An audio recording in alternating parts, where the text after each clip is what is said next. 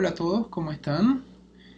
Nuevamente nos volvemos a encontrar en esta ocasión para hablar de un tema muy importante, de mucha relevancia, que es la responsabilidad profesional médica. Muchas veces me imagino que ustedes han solicitado atención médica y probablemente no han salido satisfechos de la atención, tal vez porque se han sentido maltratados, tal vez porque se han sentido desinformados. A través de esta presentación vamos a hablar un poquito de los deberes de tanto del médico como del paciente, pues ambas caras dentro del sistema sanitario definitivamente que tienen sus deberes. Pero vamos a comenzar conversando un poquito aparte de un tema que es el tipo de responsabilidad que tiene el médico. Desde aquí partimos y vamos encaminados hacia lo que es la mala praxis. Este es un tema muy importante para ustedes porque posteriormente es muy probable que vayan a enfrentar este tipo de situaciones donde alguna persona está solicitando su atención para que lleven algún tipo de proceso relacionado a este tipo de prácticas deficientes que desencadenaron en el perjuicio de la salud o de esa persona o de un familiar. En el sentido este, hay varios tipos de responsabilidad que tiene el profesional de la salud, principalmente el tipo de responsabilidad penal, ¿verdad? El médico puede incurrir en cualquier responsabilidad penal como cualquier ciudadano al provocar un dolo, al utilizar sus conocimientos para delinquir, es decir, también el dolo, o por imprudencia profesional, la culpa. Definitivamente, y lo pongo de primero, es el que más nos aterroriza porque nadie quiere estar preso. Nosotros inclusive podríamos enfrentar demandas en lo administrativo, por ejemplo, o en lo civil, donde probablemente la indemnización sea monetaria, pero el riesgo de perder la licencia o inclusive ir a la cárcel, obviamente es lo más preocupante. El daño civil, como ya estamos diciéndolo, está encaminado a la reparación del daño y la indemnización de los perjuicios causados por un hecho punible. El aspecto de la responsabilidad deontológica o moral o ética surge como consecuencia de la incorporación de un colegio médico. No sé si lo sabían, pero en Panamá hay un colegio médico y rige las normas también de atención de la profesión médica. La deontología es el conjunto de principios y reglas éticas que nos inspiran y guían dentro de nuestra conducta profesional para hacer las cosas con responsabilidad, con un carácter y visión moral. La responsabilidad administrativa es la administración pública cuando se debe indemnizar al producirse un daño con ocasión de su funcionamiento en el servicio público. En este sentido, se dan principalmente las denuncias también o demandas, ya que se responsabiliza a la institución directamente por los casos que se dan por los funcionarios a los que pertenecen a este tipo de instituciones.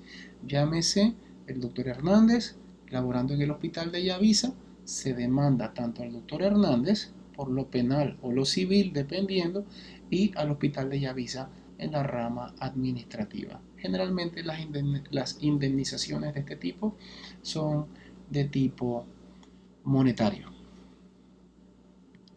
Como dijimos, entonces, los pacientes y los médicos tenemos deberes y también tenemos derechos. Hablando de los deberes, de los derechos de los pacientes, definitivamente recibir una atención médica adecuada. ¿Cuántas veces no nos hemos quejado de las largas esperas, del trato con desdén de los médicos, de la falta de medicamentos, de la falta de respeto, las insinuaciones? Entonces, recibir un trato digno y respetuoso forma parte de los derechos de los pacientes, Muy importante recibir información suficiente, clara, oportuna. Tienen el derecho de decidir libremente sobre su atención. Ellos pueden escoger, pueden solicitar una segunda opinión, otorgar o no su consentimiento para la realización de algún procedimiento o algún tratamiento. Ser tratados con confidencialidad. Sucedía muchas veces que, por lo menos en instituciones en la provincia, las mujeres ya no querían hacerse Papá Nicolaos porque decían que saliendo ya todo el mundo sabía qué se le había visto o no se le había visto. Contar con facilidades para obtener una segunda opinión, como ya dijimos, recibir atención médica en caso de urgencia, contar con un expediente clínico y ser atendidos cuando se inconforme por la atención médica recibida. Es decir, administrativamente, las quejas de los pacientes deben ser escuchadas y atendidas.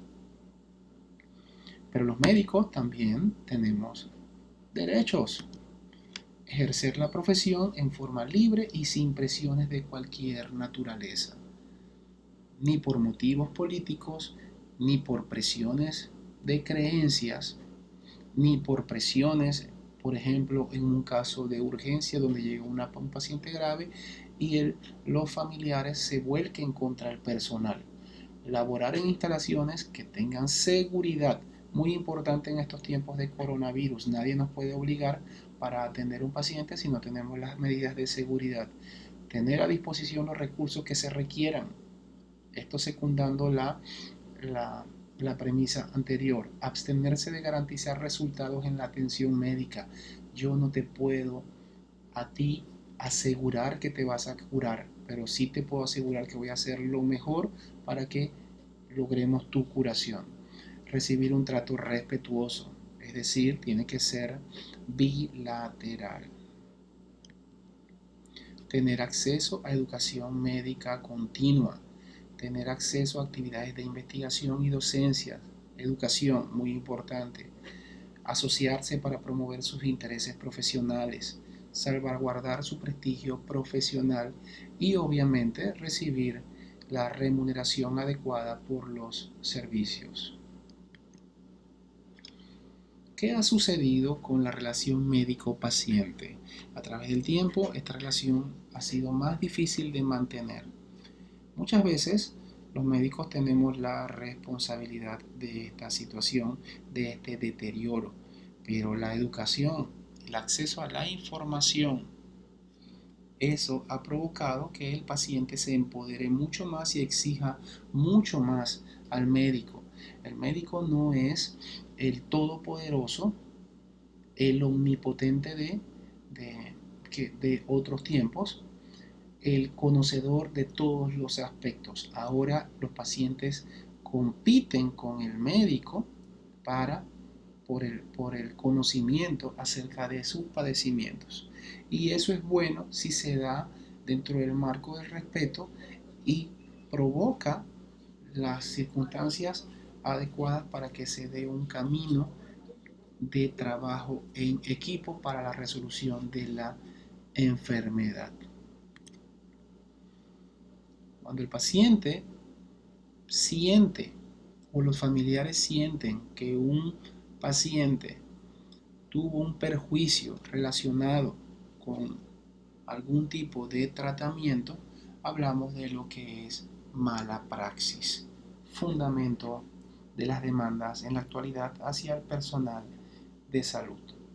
La mala praxis podemos definirla como el tratamiento malo, negligente, que produce un daño al enfermo, producido por 4 pilares o uno o más de los 4 pilares: la negligencia, la impericia, la ignorancia y el no seguimiento de las reglas establecidas.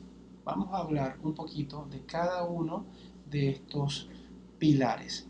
Son el fundamento para las demandas por mala praxis. La mala praxis, como dijimos, se produce cuando se provoca un daño. No curamos, sino que dañamos.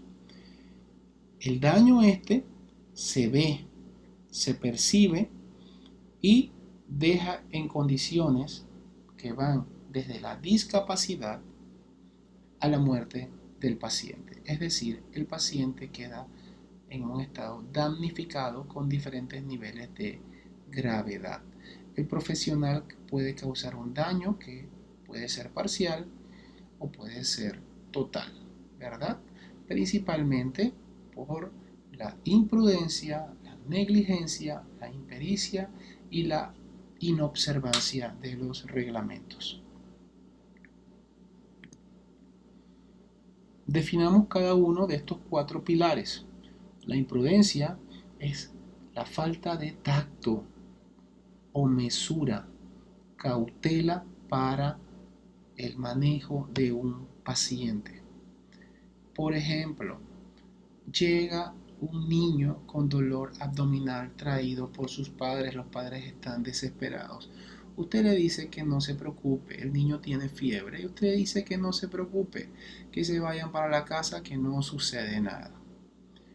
El niño posteriormente viene en horas de la madrugada con dolor extraído, el dolor es más severo, está vomitando y usted se da cuenta que el paciente tiene el abdomen rígido como una tabla, lo que le llamamos signo de tablero de ajedrez, lo que indica que el paciente tiene una peritonitis probablemente producida por la ruptura de una víscera. Y usted se recuerda que cuando el niño indicaba dónde le dolía hacia el área donde probablemente estaba el apéndice. Entonces este niño, ahora usted sabe que tiene un diagnóstico de apendicitis aguda perforada y el riesgo de muerte es inminente. Usted se encuentra en la provincia de Darién a 3 horas para una operación. Trata de trasladar al niño, pero el niño muere. Este es un caso de imprudencia. Usted no midió la capacidad de peligro que tenía en ese momento el niño. Y es que los conocimientos actuales nos obligan a nosotros no solo a actuar ante una situación, sino a prever una situación peligrosa. La negligencia es entendida como la falta de cuidado en las pautas de tratamiento. Lo típico que más estamos escuchando últimamente, y hubo un caso muy sonado hace unos meses atrás, paciente en salón de operaciones que dejaron las pinzas adentro, como lo pueden ver en la diapositiva que tenemos aquí, ¿verdad? La impericia es la incapacidad para realizar un tratamiento que teóricamente usted debe saber hacer por su profesión y el conocimiento que le debe brindar su profesión. Aquí vemos un señor que lo van a vacunar y están usando un taladro, ¿verdad? Entonces, un ejemplo típico puede ser un paciente que nos llega con dolor torácico, paciente de 55 años nos llega con un dolor torácico en la noche y usted tiene el monitor allí para ver el monitor cardíaco, para ver cómo está su corazón funcionando y usted no sabe utilizar el monitor. El paciente comienza a palpitar, sudar, se desmaya, le toman la frecuencia cardíaca y está arriba de 150 o 200 latidos por minuto. Eso probablemente es una fibrilación y recuerden, usted no sabe poner el monitor y como no sabe poner el monitor, probablemente no sabe desfibrilar. Entonces no conoce ninguna técnica para reanimación avanzada y resulta que tampoco conoce una técnica para reanimación básica. El paciente entra en paro, asistolia, es decir, actividad eléctrica sin pulso y al final fallece. Esto es la impericia, una situación que usted debía poder dominar, debía conocer, usted no supo cómo resolverla. La inobservancia de los reglamentos es cuando en el ejercicio de la medicina se cometen infracciones a los reglamentos que rigen en la institución. El médico no responde a la hora adecuada, el médico no va a trabajar, el médico no llena adecuadamente los expedientes. Todo este tipo de ejemplos son la inobservancia de los reglamentos. Entonces hay un sinnúmero de situaciones que se están dando últimamente, ¿verdad?, de negligencia. Ahora con la cirugía estética, pues ustedes han escuchado todo lo que está sucediendo también, y esto nos lleva, la mala praxis, al lex artis, que es la base para utilizar la mala praxis. ¿Qué es el lex artis? El lex artis se refiere al arte que es ley. Lo podemos definir como las pautas de actuación exigibles respecto del acto concreto en que se produce la intervención profesional y las circunstancias en que las mismas se desarrollan con respecto a las incidencias inseparables en el normal actuar profesional. Parece complicado, pero el arte que es ley se refiere a que todo lo que hace el médico, los actos concretos que hace un médico, deben estar fundamentados en las normas, guías, protocolos que existen y que son avalados con fundamento científico. Es decir, para un procedimiento X ya existe el protocolo de cómo hacer eso. Si usted va a hacer una sutura, ya existe el protocolo de cómo hacer esa sutura. Si usted va a hacer una operación, si usted va a hacer una cesárea, ya existe el mecanismo, los pasos para hacer esa cesárea. Entonces usted no puede ponerse a inventar. Esto fundamenta las demandas. Para finalizar, vamos a hablar un poquito de cómo llevamos esto y lo traducimos con la ley para la elaboración de demandas. En primer lugar, utilizaríamos la ley 68 de noviembre del 2003 que regula los derechos y obligaciones de los pacientes en materia de información y decisión libre e informada. Recuerda los derechos del paciente. El paciente tiene el derecho de recibir toda la información, decidir si quiere o no quiere un tratamiento y puede decidir si quiere una segunda opinión. Tiene que saber todos los pros y los contras, ¿verdad? Y debe firmar un documento donde acepta si se hace un procedimiento o no firma si no lo acepta. En el Código Civil, el artículo 1644 nos dice que el que por acción u omisión causa un daño a otro, interviniendo culpa o negligencia, está obligado a reparar el daño. El artículo 1645 también del Código Civil nos dice que la obligación que impone el artículo anterior es exigible no solo por los actos u omisiones propios, sino por los de aquellas personas de quienes debe responder.